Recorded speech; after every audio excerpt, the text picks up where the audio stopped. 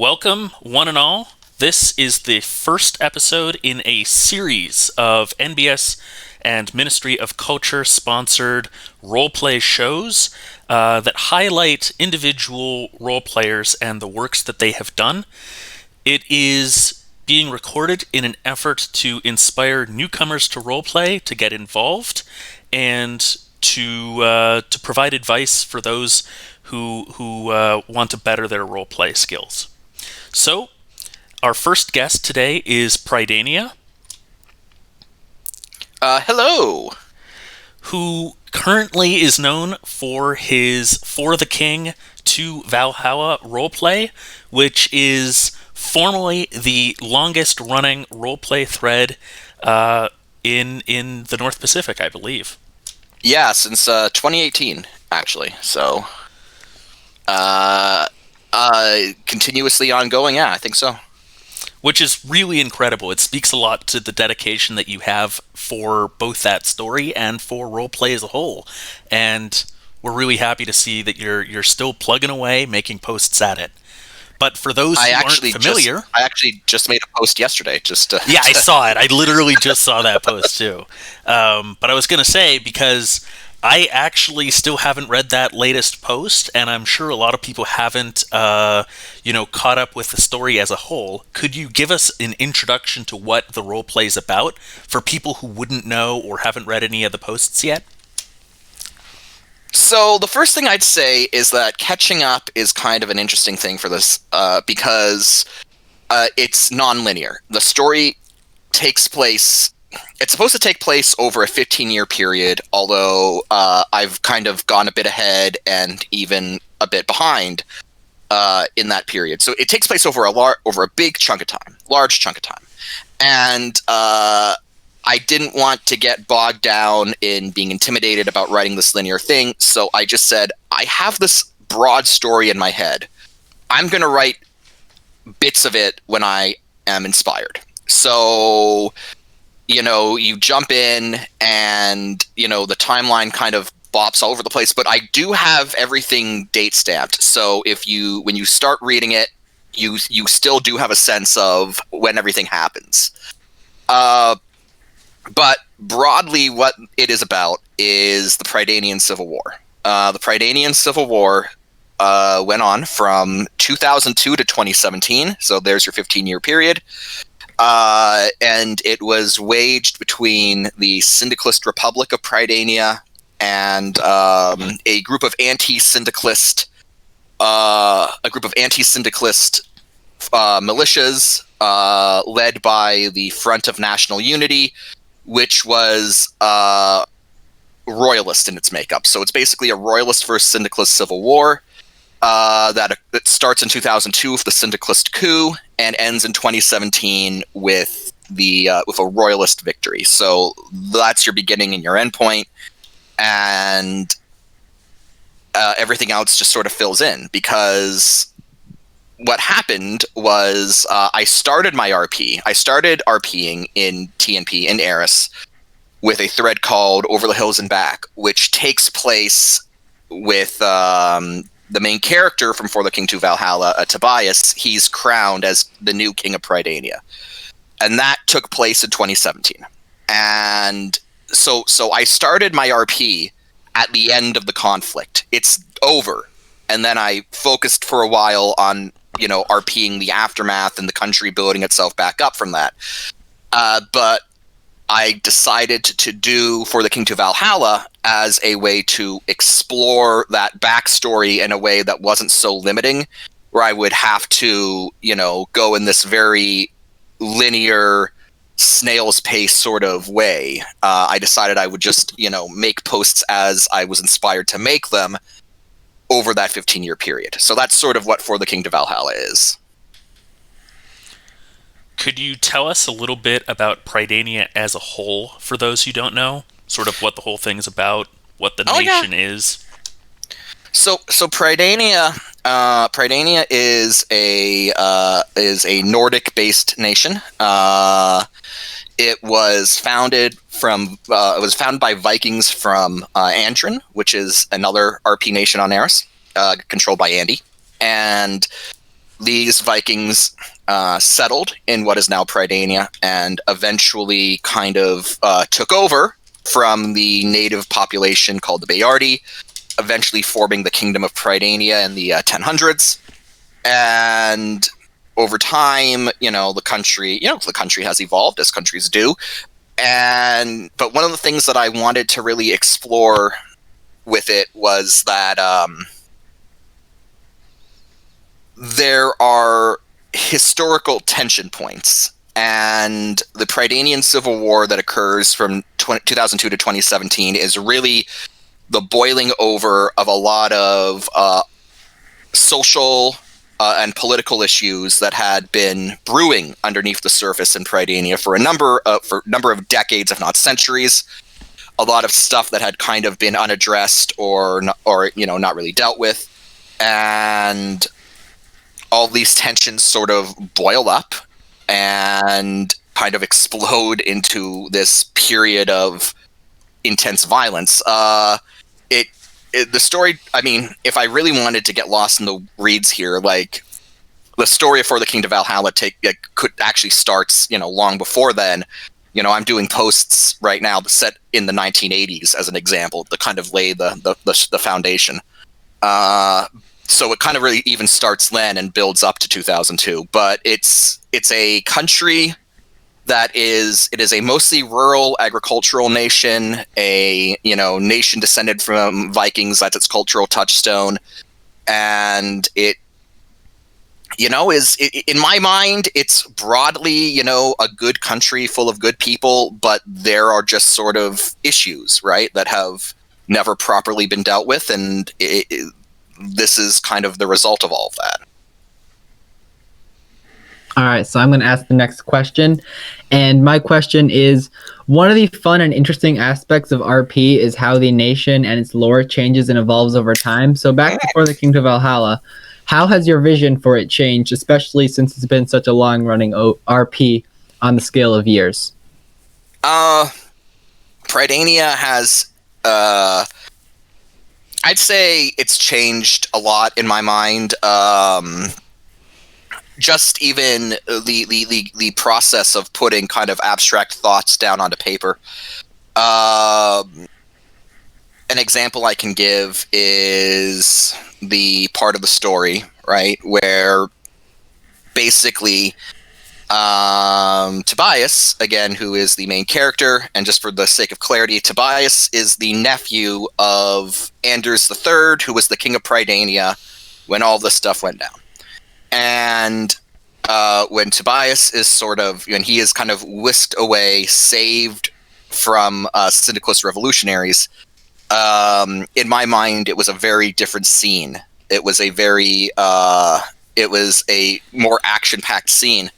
And then when I went down to actually write it, that writing process made it a much less action-packed, but more of a somber, kind of very sad and emotional scene. So that was certainly a case where, that changed.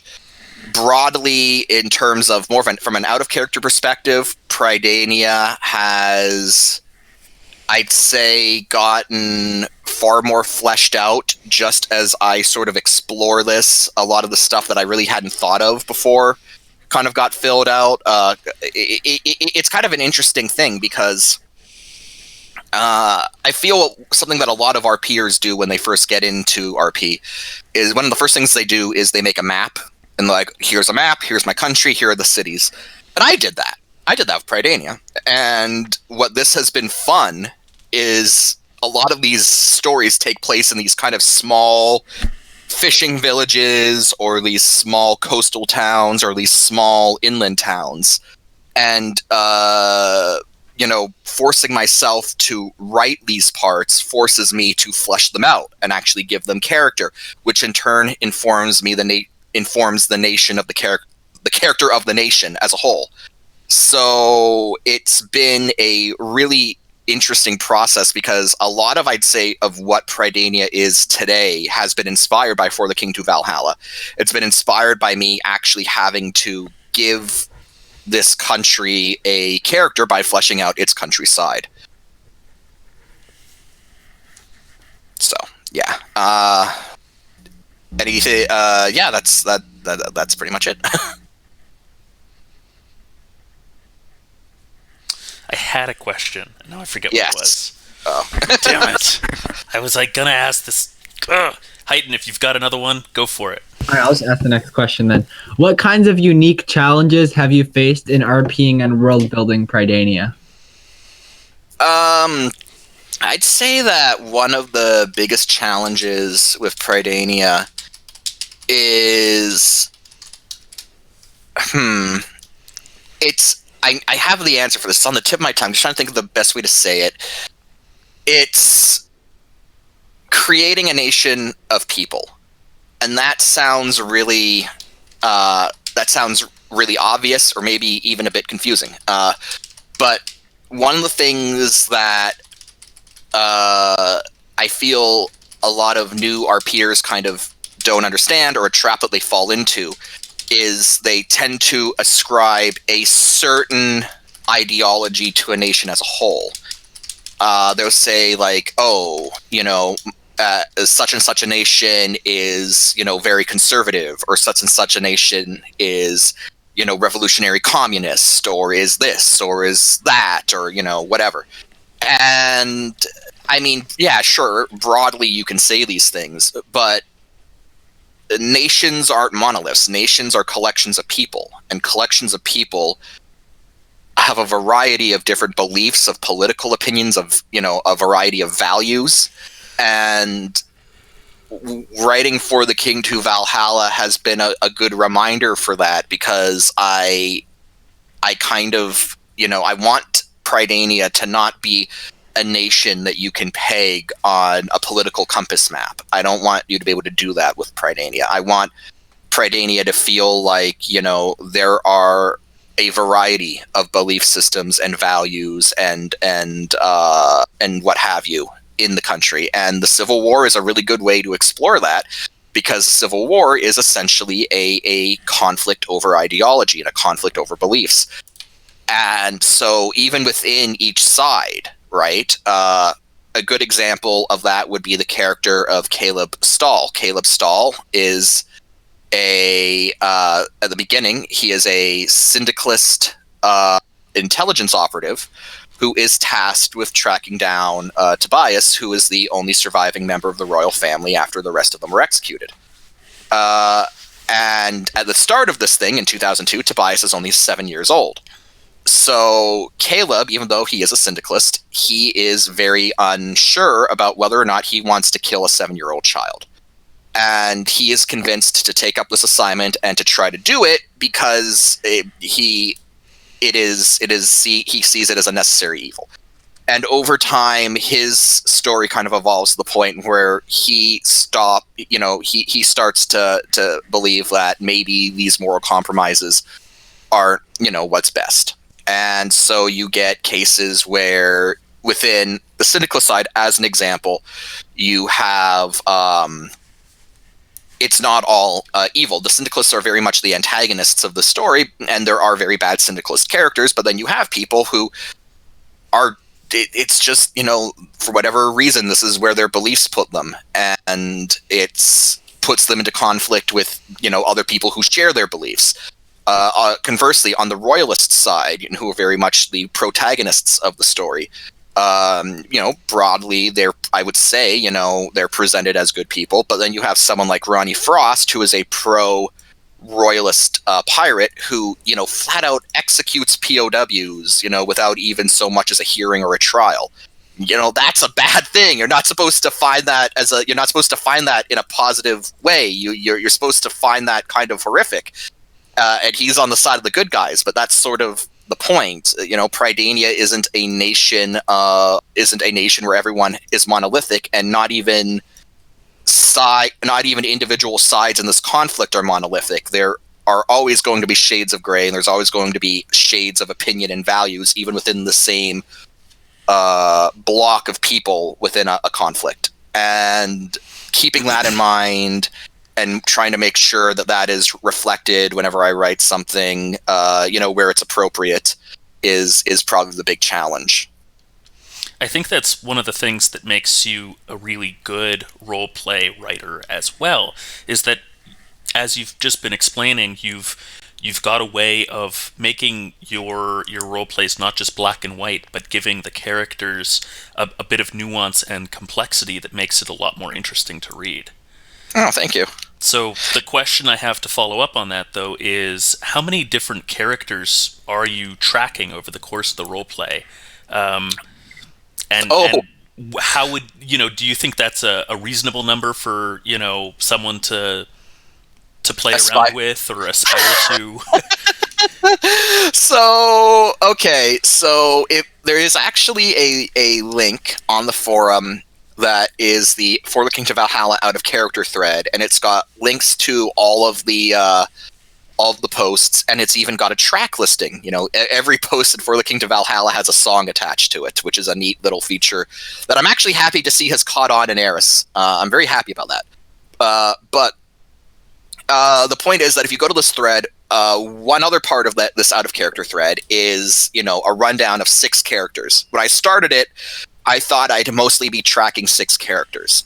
Those characters were William Aubin, Tobias Lothbrok, and Axel Skov on the Royalist side, and then Thomas Nielsen, Yannick Liefter, and Caleb Stahl on the Syndicalist side.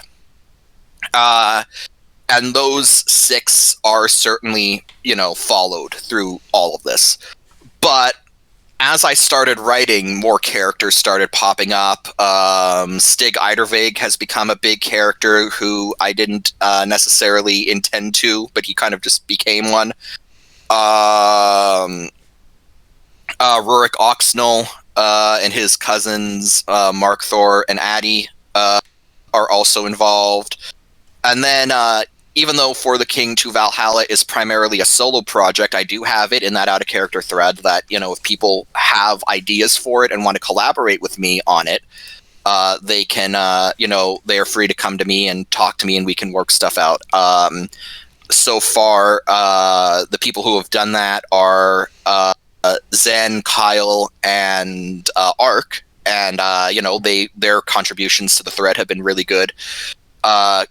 But Kyle actually just did a massive 7-part story that I like to meekly hold up my hand and say, I helped because I provided one part of it, but it was mostly him. And it's really good. It's very sad. It's a very sad story, but it's very good. And that one of the characters from that, actually 2 of the characters from that are going to be reappearing in another post that Kyle is talking to me about that. So that's those are even more characters who are going to start reappearing, and so it's kind of ballooned. It's ballooned in a lot of ways. Just off the top of my head, Krista, Ryland, just characters who I wasn't necessarily intending to write. Oh, and Yorn as well. I keep thinking of people, but to draw it all back to what you asked, Fiji, about is this a reasonable amount for people just starting off? If you're just starting off, oh God, no! Like don't take the amount of reoccurring characters in For the King to Valhalla and try to do all that. I would say that if you are interested in RPing and you are trying to figure out how many characters you should be tracking, start with 2 or 3. And the reason I say start is that, I started For the King to Valhalla with 6 and it grew. But I never made the decision to necessarily grow from 6 to whatever it is now. I, just started writing, and as I wrote, I started to have more ideas, ideas for characters who weren't, in that original group of 6. And I kind of just said, you know what, screw it. Let's go with it. Let's do it. And so now it's gotten to the point where it's grown, but it was organic and it was natural, and I only did it because I had ideas. Again, I don't know how many reoccurring characters are in For the King to Valhalla off the top of my head. I'm just gonna say a lot. but for the sake of argument, let's just say, I don't know, let's just say 15. All right. If you were to take that as a new RPer and you started a thread and say, I'm going to have 15 recurring characters, that's a bad idea. Because they're only worth having if you have ideas for them. Just like I only introduced people beyond that original 6 because I had ideas for them. So what I would say to any new RPer is start with a manageable amount of characters, 2 or 3, maybe 4, and let them live on your page. Write those 2, 3, 4 characters, explore their stories, explore why their stories are meaningful to you as a writer. And as that happens, you will grow to care more and more about the stories you're telling. And as that happens, you're going to then have ideas for other parts of this world. And that's where you start bringing in new characters. So what you got to do is you've got to start with a small, manageable cast, and you've got to let those characters breathe, and you've got to let those characters live. And eventually, those characters will inspire you to bring in more characters. But definitely don't look at where For the King to Valhalla is now and try to say right off the bat you're going to do 15 or however many it is. That would be bad. I think it'll probably help to take one more step back as well.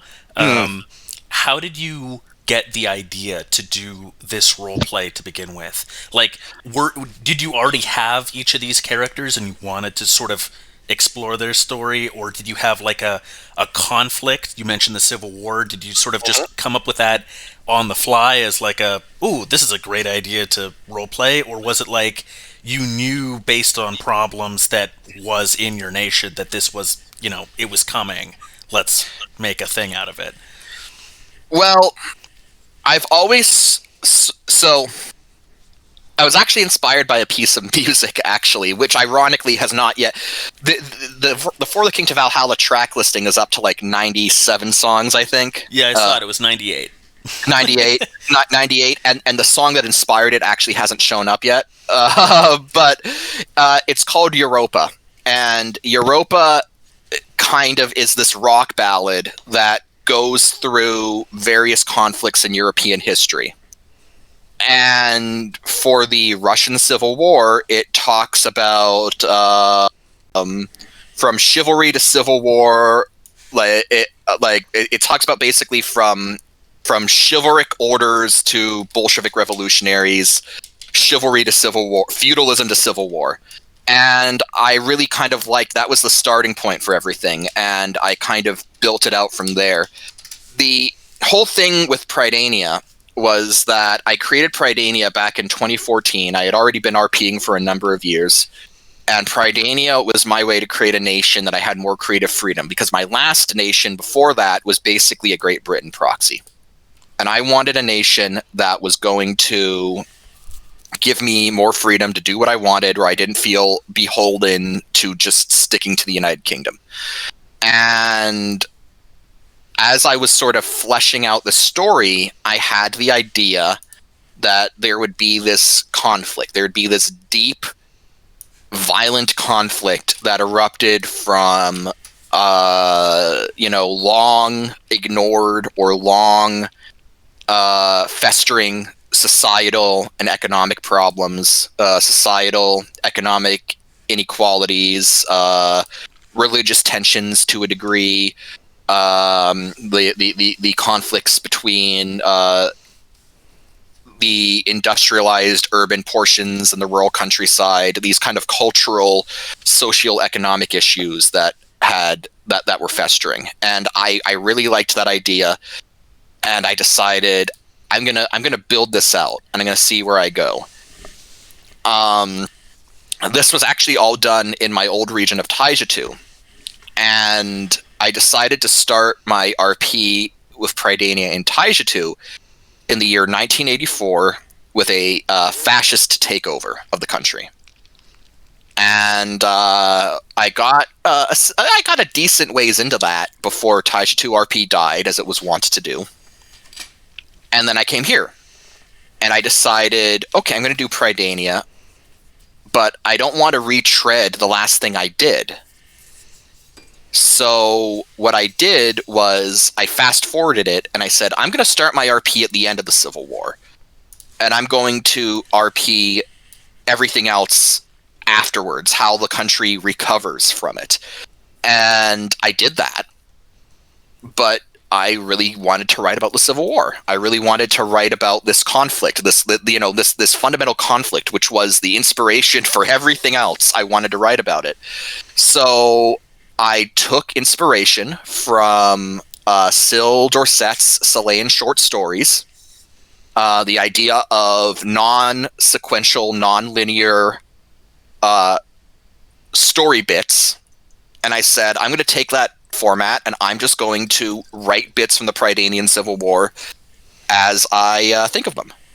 And that was really the foundation. It was this desire to tell a story about a conflict that was rooted in festering socioeconomic issues that had been ignored. Because I don't want to get onto a political rant, but I think that you look around at the world today and you see a lot of things going on that I think as decent people we go like, oh man, like we've let this issue sit for far too long and now we're paying a reckoning for it. And that's kind of a fascinating thing for me from the perspective of someone who studied history.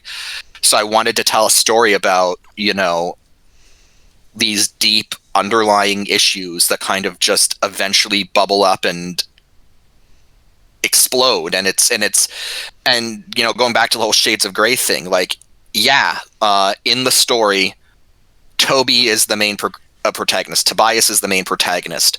The Royalists are the protagonists. And the story, it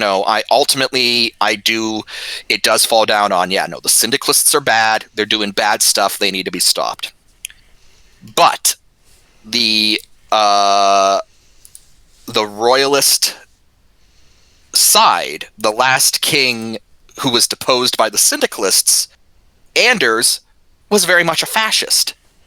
And so that's part of the story is Toby having to sort of come to terms with his uncle's legacy and how he needs to be different from that. And that all ties into the idea that, Prydania as a place, again, going back to the genesis of this, is a place where there were problems that were not dealt with. And this is sort of the result of that. What do you believe is the value in non-sequential storytelling? You mentioned you were inspired by Syl. Why did you think that was a good idea, and what sort of liberties did that give you as an author? So, the big thing that I found that was very liberating, the main positive was that I didn't feel so intimidated. I held off on writing a RP based on the Prydanian Civil War for a full year after I got here, because I was like, oh man, 15 years. Like, that's a long time. Like, you try to comprehend, try to think about, man, like 15 years. That is a long, long time to start writing in a linear fashion. And so I was like, I don't want to do that. It's very intimidating. I'm feeling like that's kind of beyond what I can do right now. I'm not going to touch it. So the non-sequential nature was greatly freeing because suddenly it made it possible. I could actually delve into this. The other thing that I found that is really nice about it is that I'm not restrained with what I can write.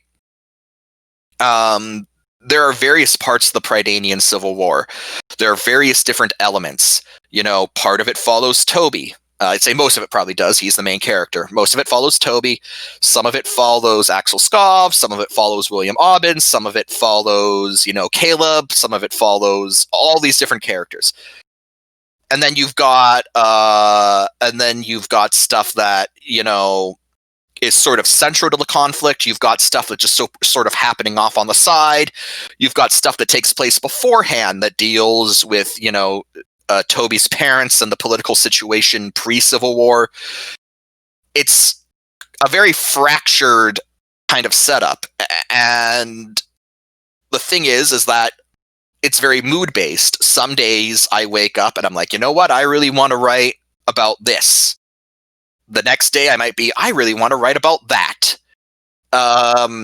If I were writing this linear and I was sticking to a very linear way of doing things, it would not have gotten nearly as far as it did, because honestly, I would have gotten bored. I would have woken up one day and I would have been like, oh, well, I've got to talk about the early formations of the anti-syndicalist resistance, but I don't want to. I want to write about something that takes place, in the latter part of the war, 2016 or so, but I'm not at that part, so I can't write about it yet. And then I would have gotten frustrated. I would have, let my ideas for later on kind of just wallow, going unused, and I wouldn't have felt motivated to continue writing it. It would have been a mess. But this way, I can write pretty much whatever I want. I can say, I want to write about this, and then I can write about that. And I really don't have to concern myself with what I wrote yesterday or what I'm going to write tomorrow. It's everything's date stamped, so there is a chronology. If I ever wanted to compile this into a chronological narrative, I could very easily, because again, it's all date stamped. But as I'm writing it, I can basically do what I want without restriction. It's really just comes down to, what am I inspired to write about today? So my next question is, especially in For the Kings of Valhalla, let's focus on that right now. Is there anything particular in that RP that you're particularly proud of that you've done? Two things, actually. One is fleshing out Toby as a character. I was actually talking to Fiji about this before we started recording. He actually started off as a D&D character of mine. I had him as part of a D&D campaign I was a part of, and I really enjoyed playing him in that campaign. And when I came down to planning out what I wanted to do with Prydania a few years back, he, as a character, fit very well in that. And I'm very proud of how this RP has sort of fleshed him out. It's given him flaws. It's given him kind of a deeper character than I had originally intended. And he's become very intriguing and very fun to write. So I'm very happy to see how that happened, and I'm very happy that I've been able to put together a hero's journey narrative for him. It's been very fulfilling. The other thing that I like about it, that I'm very proud, is Caleb Stahl, as I mentioned. Caleb Stahl is a syndicalist in part because he is a closeted gay guy. He's a closeted gay man.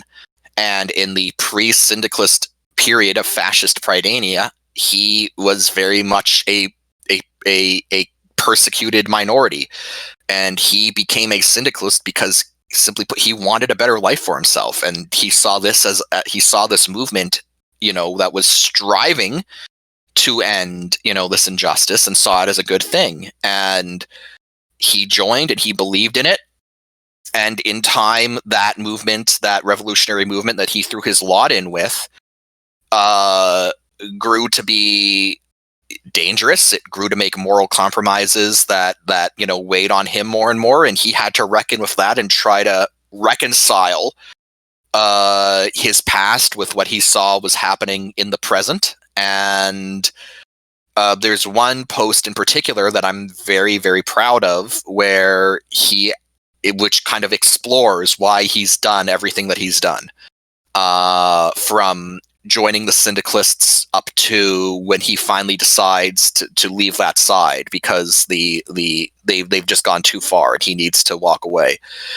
But it was very powerful to write myself as someone who is gay and who is trying to kind of, look at society through that lens.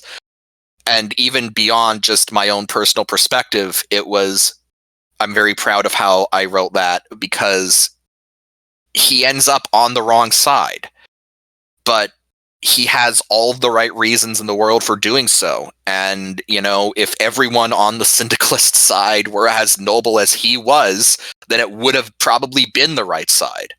But they weren't, and it ends up not being that. But just being able to explore why he did the things that he did has really been good for me, just sort of, again, exploring how not everything is monolithic, and how even within these power blocks, even within these ideological boxes that we assign people to, there is variety, and there is conflict, and there is there are disagreements. And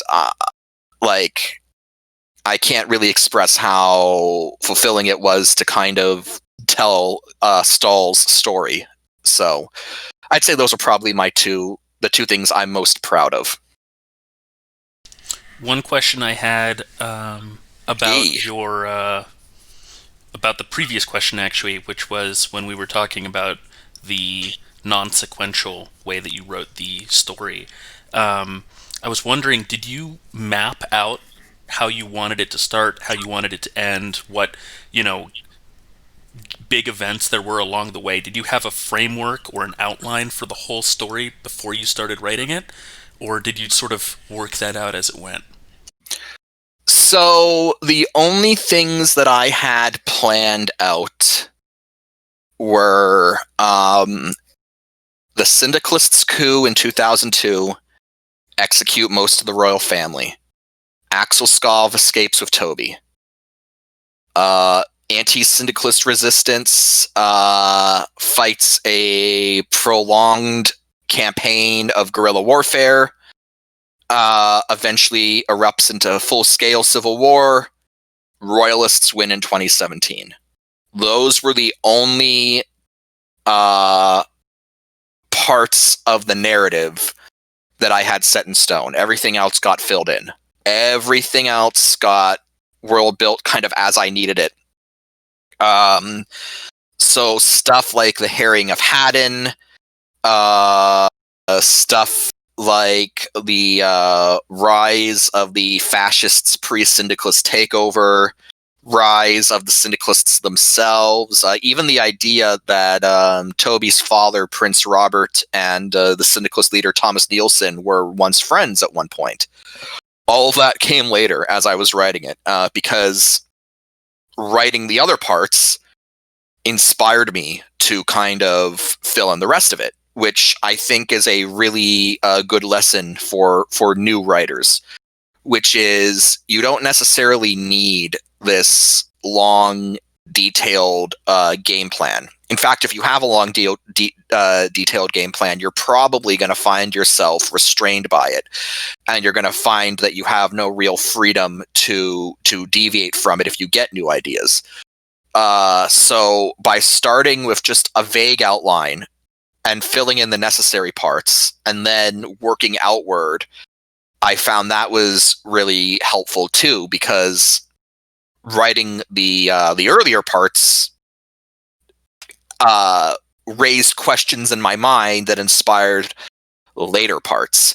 Because having a moment where the syndicalist leader, Thomas Nielsen, actually comes face to face with Tobias prompted me to throw in a line that I kind of just winged it, where I wanted Nielsen to be unnerved in a way. So I just threw in a line that Nielsen got freaked out because Tobias very much resembles his father, Robert. And so Nielsen, having shot Robert, got, very unnerved by that. And then that prompted the question in my head, well, what were Robert and Thomas like? What was their relationship like? Which then spurred me to develop a whole other, kind of mini narrative in the thread about how Thomas and Robert were actually friends and political allies who had a falling out. And then that prompted me to figure out how Robert got to that point where he eventually became friends with Thomas Nielsen. It allowed me to flesh out Thomas's own political evolution and how he got to where he was. And so everything just kind of cascaded. And it all starts with an interesting little line here or there, an interesting little factoid here and there that, you know, maybe when I write it, I don't think much of it. Maybe when I'm writing it, I just think of it as a fun line, but it sticks with me and it begs questions that I have to answer. And by answering those questions in my head, it gives me ideas for what to write next.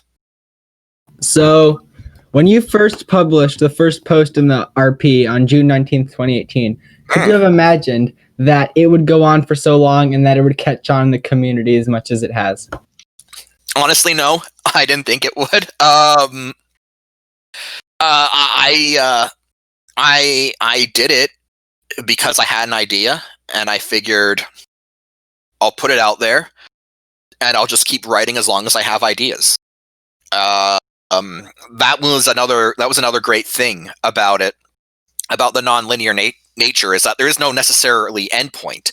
There is no endpoint because it is a 15-year conflict. A lot of stuff happens in 15 years, especially 15 years of warfare. So I can, you know, there's always a story to tell. There's always something to talk about that I haven't talked about. But when I first started, my thought process was, I'm going to make a post, and I'm just going to keep posting as long as I have ideas, and I don't know how long that'll be. And it's 2 years later, and I still have ideas. So I didn't think I had that much in me, but I guess I do.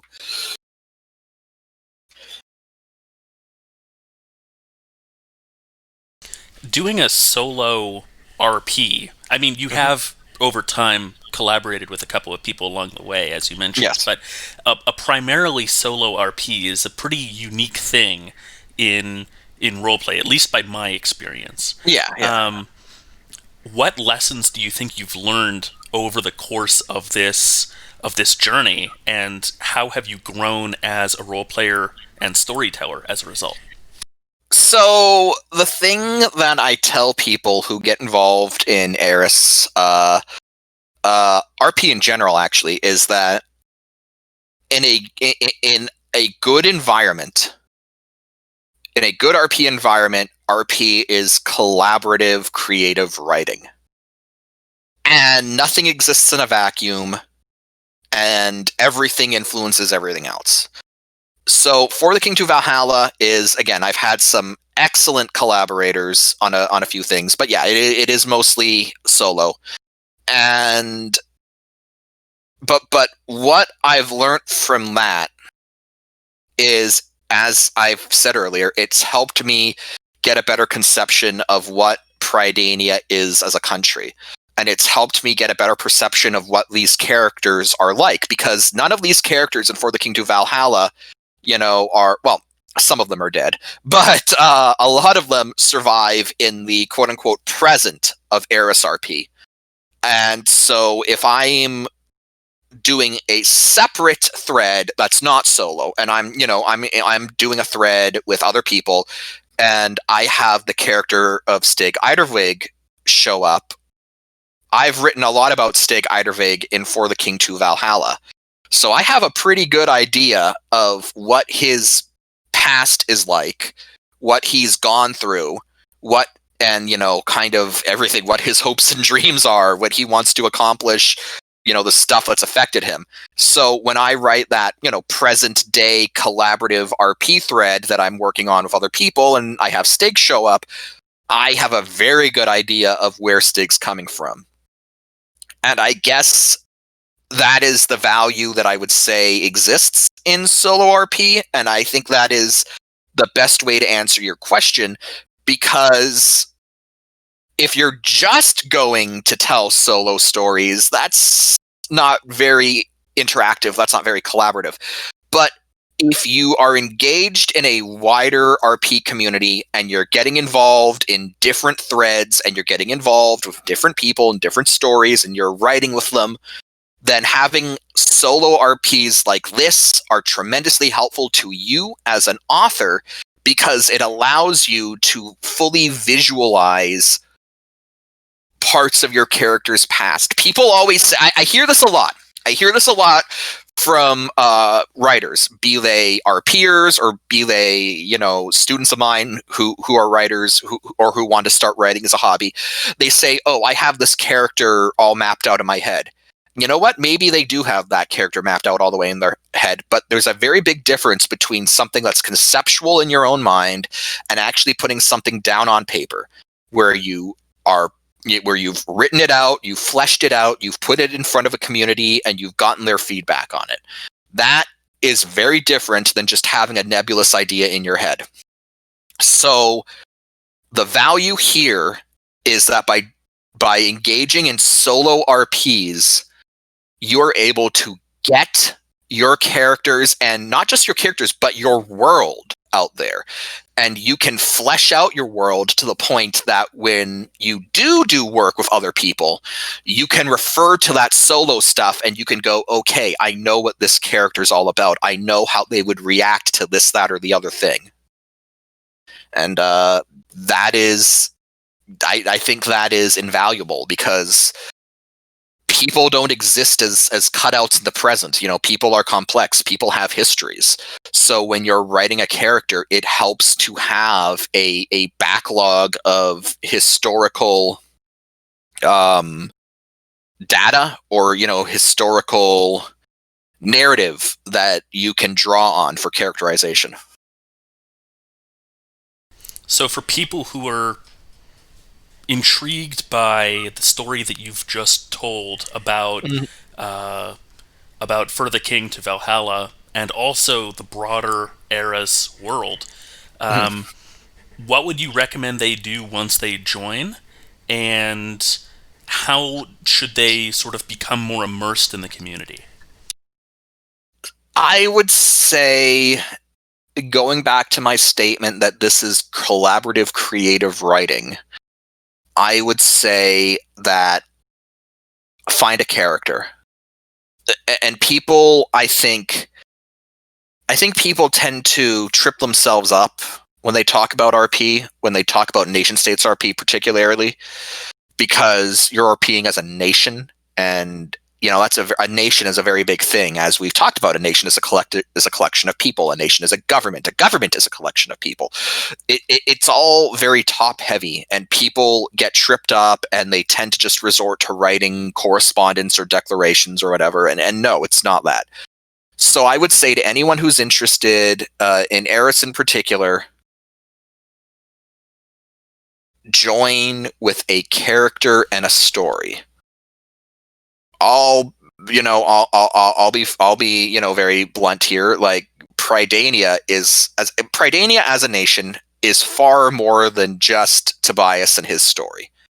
But Tobias is the character that I use to explore Prydania's history and Prydania's present. And not everything, but a good chunk of it is kind of seen through his eyes and his experiences. And that's helped a great deal. It's helped given me focus because I'm not writing as the nation of Prydania. I'm writing for one character and how they interact with the world around them. And then I kind of take that approach with other characters as the case is needed. So I would say to people who are interested, people who are inspired, people who want to come to Eris and RP, you need to think of a story you want to tell and the character who you want to convey that through.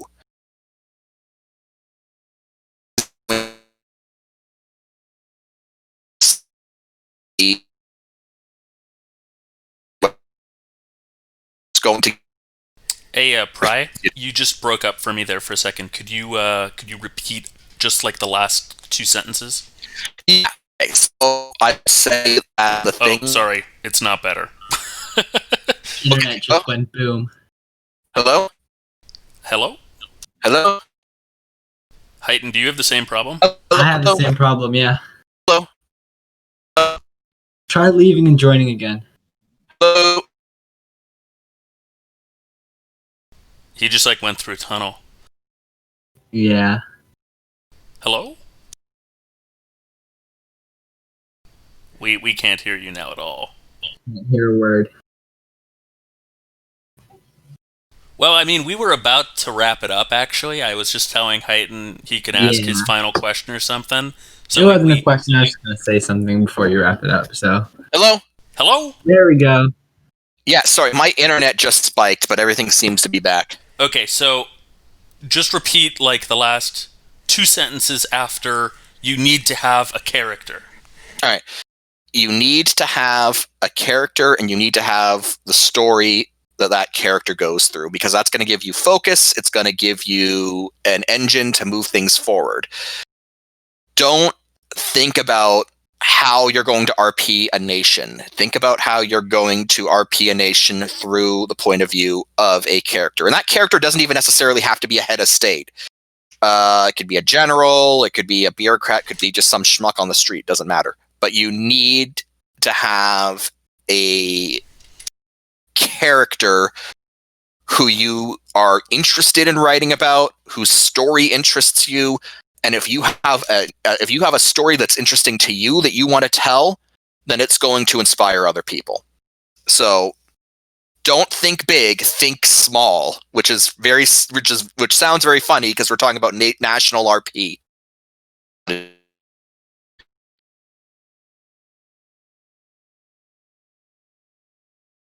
Did you stop talking or did you disconnect? Oh, God. Hello? Hello? Oh no, I'm so sorry, Pry. Oh, fuck. What is going on?